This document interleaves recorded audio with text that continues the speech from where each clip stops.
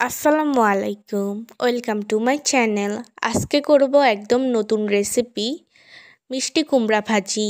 এই রেসিপিটা আপনারা বাসায় বসে খুব অল্প সময়ের মধ্যেই বানিয়ে নিতে পারেন এবং খুব মজাদারও হয়। তাই আপনারা এই রেসিপিটা শুরু থেকে শেষ পর্যন্ত দেখবেন। তাই আমি প্রথমে সবগুলো উপকরণ কেটে ধুয়ে নিয়েছি। প্রথমেই নিয়েছি কুমড়ো, তারপরে দুটি পেঁয়াজ কেটে নিয়েছি, টমেটো কুচি নিয়েছি, মরিচ কুচি নিয়েছি, ধনিয়া পাতা কুচি নিয়েছি, রসুন বাটা, আদা বাটা নিয়েছি।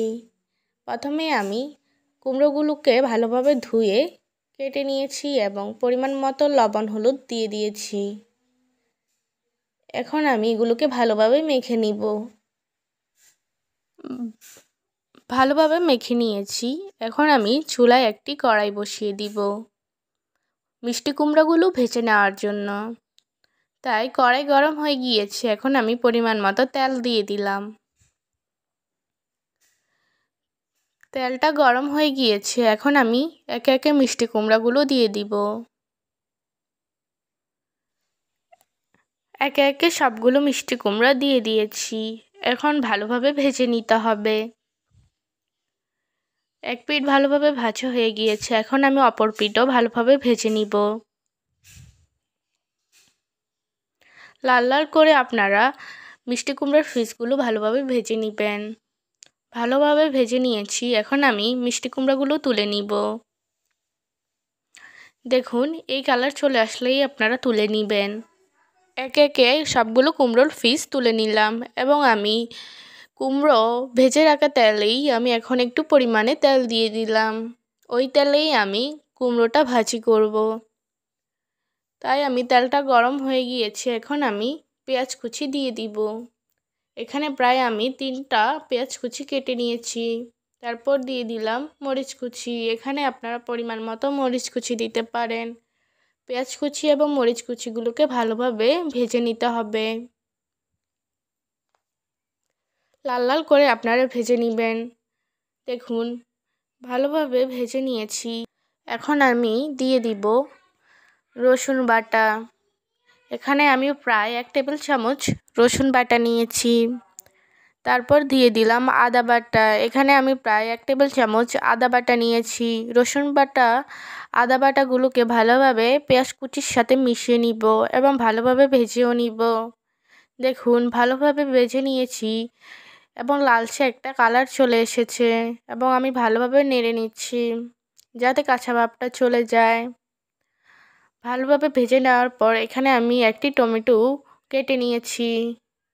এখন আমি টমেটোগুলো ভালোভাবে ভেজে নিব যাতে টমেটোগুলো গলে যায়। কিছুক্ষণ ধরে আপনারা এভাবে নাড়বেন। দেখুন, প্রায় 50% টমেটোগুলো গলে গিয়েছে। এখন আমি পরিমাণ মতো পানি দিয়ে দিব। পানির সাথে মশলাগুলোকে ভালোভাবে মিশিয়ে নিব। ভালোভাবে মিশাতে হবে। মশলাটা ফুটে গেলেই আমি সবগুলো উপকরণ দিয়ে দিব। মশলাটা ফুটে গিয়েছে। এখন আমি দিয়ে দিলাম 1 টেবিল চামচ লবণ। তারপর দিলাম 1 টেবিল চামচ হলুদের গুঁড়ো, 1/2 টেবিল চামচ ধনিয়ার গুঁড়ো, 1 টেবিল চামচ জিরে গুঁড়ো। সবগুলো উপকরণ ভালোভাবে মিশিয়ে নিব। ভালোভাবে মিশাতে হবে যাতে হলুদের কালারটা চলে আসে। হলুদের কালারটা চলে আসলে আমরা মরিচের গুঁড়ো দিয়ে দিব।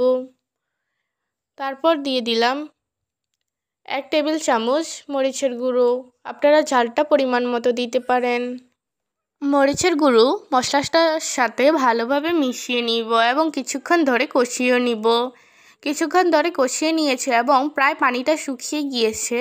এখন আমি ভালোভাবে নেড়ে নিচ্ছি যাতে নিচে না লেগে যায়। এখন আমি পরিমাণ মতো ঝোল দিয়ে দিব। পানির সাথে এখন আমি মশলাটাকে ভালোভাবে মিশিয়ে নিব। ভালোভাবে মিশানো হয়ে গেলে কিছুক্ষণের জন্য ঢাকনাটা দিয়ে দিব। বলক আসা পর্যন্ত ঢাকনাটা দিয়ে রাখবো। কিছুক্ষণ পর আমি ঢাকনাটা তুলে নিলাম। দেখুন বলক চলে এসেছে। এখন আমি ভালোভাবে নেড়ে নিব। একে একে আমি সবগুলো মিষ্টি কুমড়ার ফিশ দিয়ে দিব। সবগুলো ফিশ দিয়ে দিয়েছি। এখন আমি ভালোভাবে নেড়ে নিচ্ছি। ভালোভাবে নেড়ে নিতে হবে। এখন আমি কিছুক্ষণের জন্য আবারও ঢাকনাটা দিয়ে দিলাম। কিছুক্ষণ পর আমি আবারও ঢাকনাটা তুলে নিলাম। দেখুন প্রায় 50% পানি শুকিয়ে গিয়েছে। মিষ্টি কুমড়াগুলোকে ভালোভাবে নেড়ে নিচ্ছি যাতে নিচে না লেগে যায়। এখন আমি একটু পরিমাণে চিনি দিয়ে দিলাম। আপনারা মিষ্টি কুমড়া যদি চিনি খান তাহলে চিনি দিতে পারেন। তারপর আমি ধনিয়া কুচি দিয়ে দিব। আপনারা অবশ্যই ধনিয়া কুচি পাতাটা দেওয়ার চেষ্টা করবেন। আমি আবারও ঢাকনাটা দিয়ে দিলাম। আপনারা চিনি দিতেও পারেন বা স্কিপও করতে পারেন। কিছুক্ষণ পর আমি আবারও ঢাকনাটা তুলে নিলাম এবং মিষ্টি কুমড়াগুলোকে ভালোভাবে নেড়ে নিচ্ছি। দেখুন পুরোপুরি পানি শুকিয়ে গিয়েছে এবং ভাজিটার তেল বেরিয়ে গিয়েছে।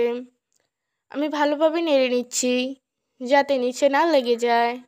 এখন আমাদের মিষ্টি কুমড়া ভাজি পুরোপুরি রেডি। এখন আমি তুলে নিব। এখন আমি একটি প্লেটে ঢেলে নিচ্ছি। এখন আমি পরিবেশন করব। দেখুন কি সুন্দর কালার হয়েছে, দেখতেও খুব লোভনীয়, খেতেও খুব ভালো হয়েছে। আপনারা অবশ্যই এই রেসিপিটা বাসায় ট্রাই করবেন। আমি জানি এই রেসিপিটা খেতে খুব ভালো হবে। আর এই রেসিপিটা যদি ভালো লাগে অবশ্যই চ্যানেলটা সাবস্ক্রাইব করবেন এবং পাশে থাকা বেল আইকনটি ক্লিক করে রাখবেন। ভিডিওতে লাইক কমেন্ট শেয়ার করবেন। আল্লাহ হাফেজ।